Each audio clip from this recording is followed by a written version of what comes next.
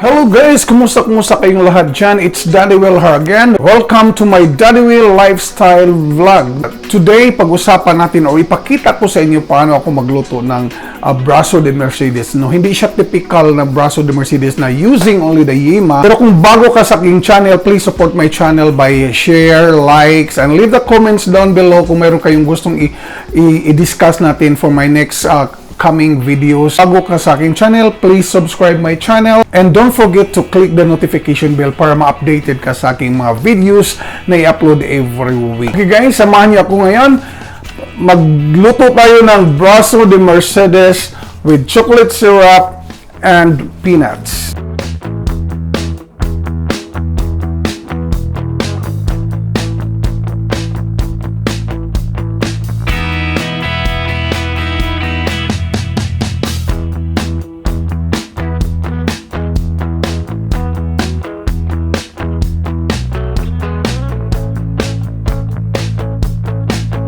Okay guys, samahan niyo ako dito sa aking maliit na kusina sa aking bagong apartment, no?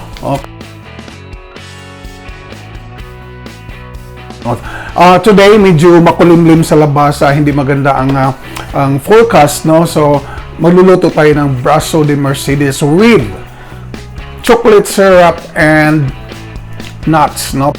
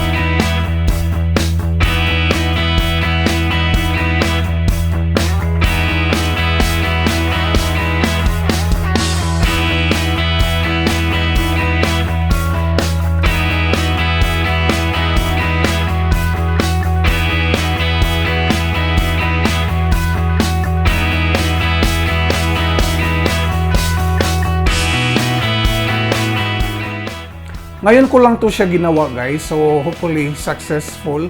Mahilig kasi ako mag-invento ng mga recipes, no? From the basics, so gawin kong dagdagan ko siya. So mahilig kasi ako mag-invento ng mga menus and recipes, no? So i-try natin to.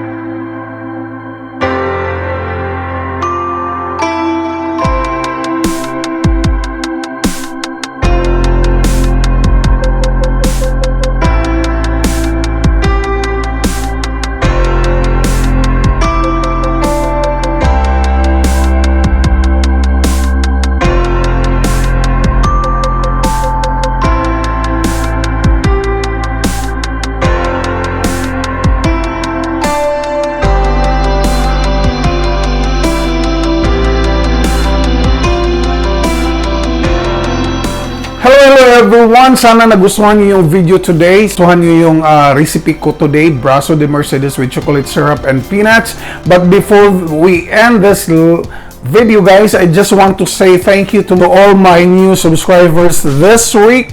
Si Mukamanda, si Monique Halasan, si Pinay Chineto Mom, and then si Elmer Music Lover. No, maraming salamat sa support niyo, guys. At sana ipagpatuloy niyo at suportahan niyo yung aking YouTube channel. Maraming salamat sa lahat sa nag-view, nagsuporta sa aking channel. Until next video, guys. See you. It's DADDYWIL again.